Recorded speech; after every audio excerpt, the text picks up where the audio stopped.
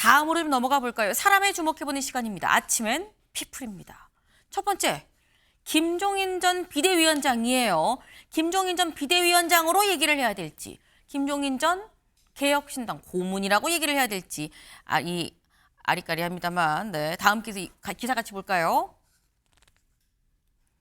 미국 특사로 김종인 전 비대위원장이 파견이 된다라는 거죠. 계엄 혼란 정상화 알린다. 네.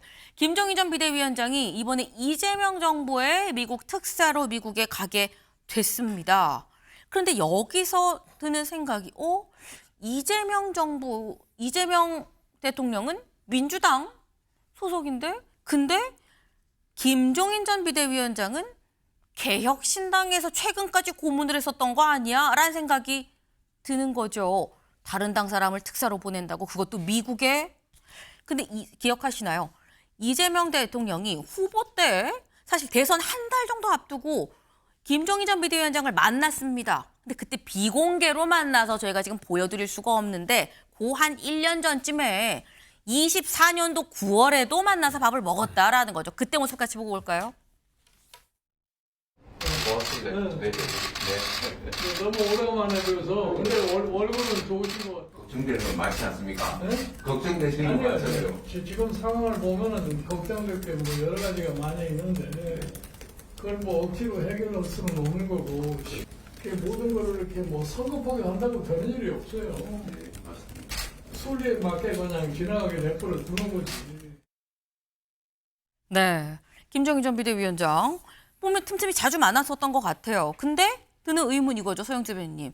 개혁신당 사람 아니야? 라는 생각도 듭니다. 근데 이재명 대통령이 지금 국정이 한 달 좀 지났지만 네. 운동장을 넓게 쓰잖아요. 인사도 그렇고 말하는 메시지도 그렇고 정책도 네. 그렇고. 저는 그런 부분에 있어서 이 미국 특사를 보낼 때도 여야를 넘나들면서 비대위원장을 했던 분입니다. 민주당은 인연이 없지 않습니다. 그리고 그의 식견 자체가 굉장히 정치적으로 깊이와 어떤 연륜이 있기 때문에 저는 미국에 보내서 최근의 간세 협상 부분들에 대한 또 지혜를 한번 구하는 게 어떻겠냐라는 측면에서 이재명식의 실용특사다. 그렇게 말씀드립니다. 이재명식의 실용특사다. 넓게 풀을 쓰지 않느냐라는 말씀하셨는데, 두 번째 인물 가보겠습니다. 두 번째 인물 누구냐? 김민석 총리죠. 김민석 총리 기사 같이 볼까요? 실세 총리에 떠들썩했던 첫날입니다. 어제 김민석 총리 후보자에서 이제 총리로 실제 취임을 했습니다. 그리고 어제 취임사로 이런 얘기를 했는데 잠깐 들어보고 오실까요? 위대한 대한민국, 위대한 국민, 위대한 대통령의 시대를 여는 참모장, 국정 방향의 실현을 챙기고 살피는 국가종합상황본부장, 국민의 새벽을 지키는 새벽 총리가 되겠습니다. 제가 어제에 이어서 오늘도 양이 그려진 넥타이를 했습니다.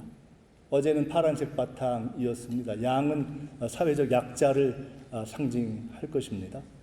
파란 넥타이를 맸건 빨간 넥타이를 맸건 무슨 차이가 있겠습니까?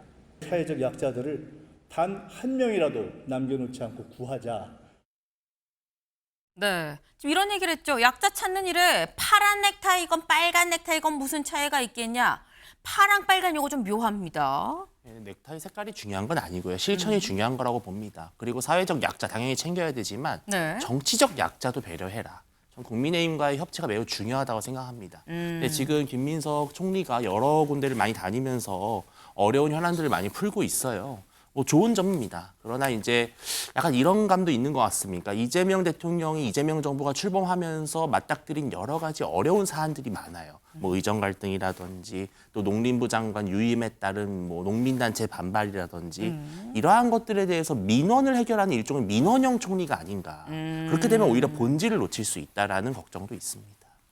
또 중요한 말씀을 하셨어요. 열심히 일하는 거 좋지만 민원만 해결하다가 본질을 놓칠 수도 있다라는 어떤 조언도 같이 좀 주셨습니다.